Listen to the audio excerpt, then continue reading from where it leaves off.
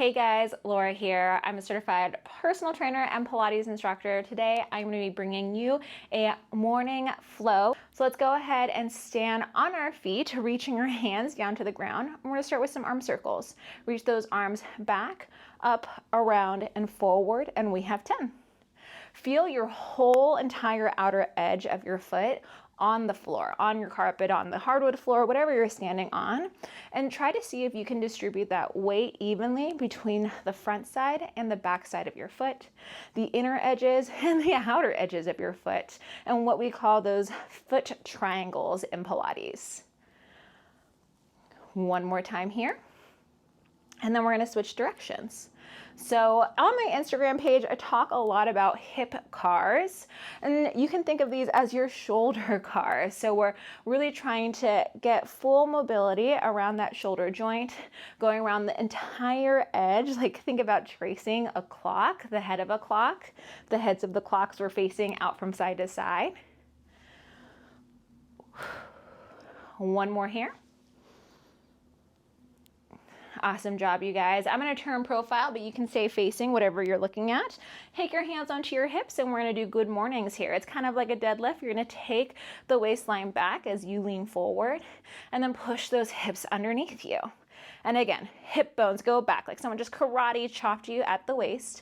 Feel that stretch along your hips, and then stand on up. Hip hinging. We have an open chest.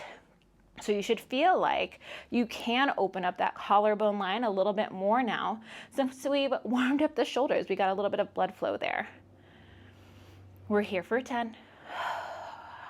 We're trying to guide that movement to our breath. I exhale as I stand up. I inhale as I lean forward.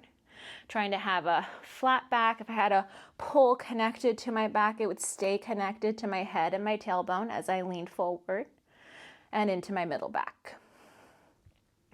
Last one here. And then we're going to go into what's called a roll down. Take your arms up to the sky, roll your chin down to your chest, and imagine that you're peeling your back off of a wall and take your fingertips towards the ground. Slight bend in the knees if you need to. And then as you stand up, press into those feet, reach your hands across the room as you stand back up again. So now we're going into some spinal mobility. We still get to stretch the hamstrings. Pull that belly back into you as you dive forward. So you're making this U shape as your hands reach towards the ground. So I know everyone's flexibility is going to be a little bit different on this. Maybe you touch the floor, maybe you don't.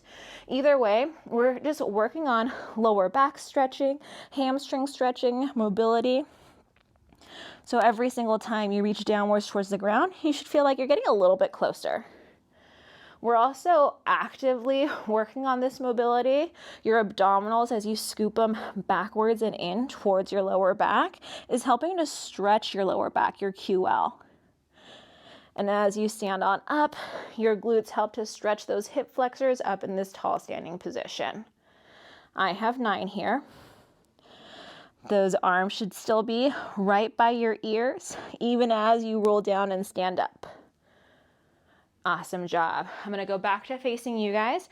We're going to take our feet a little bit wide, external rotation, and we're going to squat down as much as we can towards the ground, keeping our feet connected to the floor. So sometimes people's heels lift off. I want those heels to stay down. So if that means you are a little bit higher to the sky, that's okay. Your fingertips do not have to touch the ground. Even grab some yoga blocks if you need them. From here, I want you to open one of your arms to the sky and then place your hand back down. Opposite side, and then place it right back down. So if you were higher up, what it would look like, take your hands, one to each inner thigh, and twist and open. Back to your thigh. Twist and open, and back to the thigh. Take whatever variation works for you.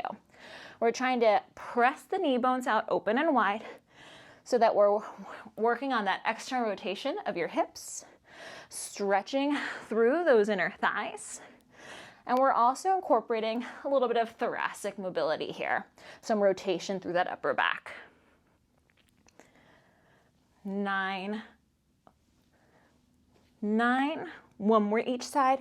Try to keep your hips from wiggling. 10 and 10. Awesome job. Take your hands to the floor. Bring your knees down as well. Hands to the ground as one leg opens out wide to the side. We're going to continue with that rotation. As your hips go backwards towards your foot, we're going to close one elbow towards your opposite elbow. As you come out of that hip bend, we're going to open to the sky. And again, hand behind your head, twist towards your elbow, twist towards your bent knee, and then open to the sky. Still working on stretching through the inner thigh. Also, my back toes are tucked here. So that's also going to help me stretch my plantar fascia, stretch my big toe. So for my runners, it's really important to help prevent plantar fasciitis, Achilles tendonitis, helps with stretching through the calf. I'm only going to do 5 here for the sake of time. I'll change my orientation so you guys can see what the other side looks like. So notice back toes get bent as I place one of my legs outwards towards the side. And again, lean back as you kiss your elbow towards your opposite elbow, and then open and reach towards the sky. You get a big side body stretch and that thoracic rotation again. Lean back and twist under. Come up and reach up. And it's okay if you feel like one side is tighter than the other. Just take that as information.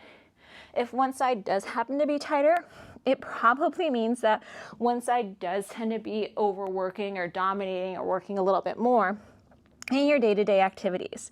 So just be mindful of that, take that information and use it to not necessarily modify what you're doing in the day-to-day life, but just be aware of how you're moving, how your weight is distributed between your feet, your arms, how you're working your body.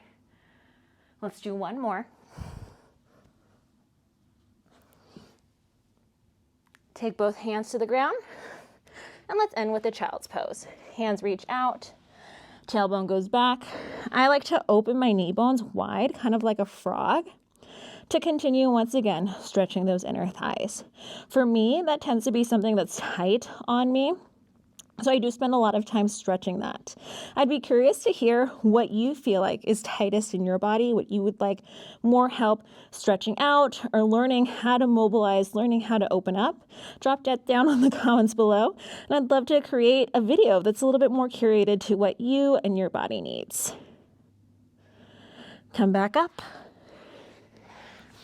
And then you're all set. So like I mentioned, I'd love to hear back from you in the comment section below to let me know where you're feeling the most tight. Was it hard for you to get down in that squat? Was it hard for you to reach your toes? What are you looking to improve in your body and your fitness journey? And drop them down in the comments or find me on Instagram. We can start a conversation there so that I can create the content that is going to help you to reach the goals that you're striving to achieve. If you like this video, go ahead and give it a thumbs up. It helps me know that you enjoyed content like this and will help me to keep creating content like this. If you're not already subscribed to my channel, go ahead and hit the subscribe button and ring the bell so that we can keep improving our fitness together. I'll see you guys next time. Have a good one.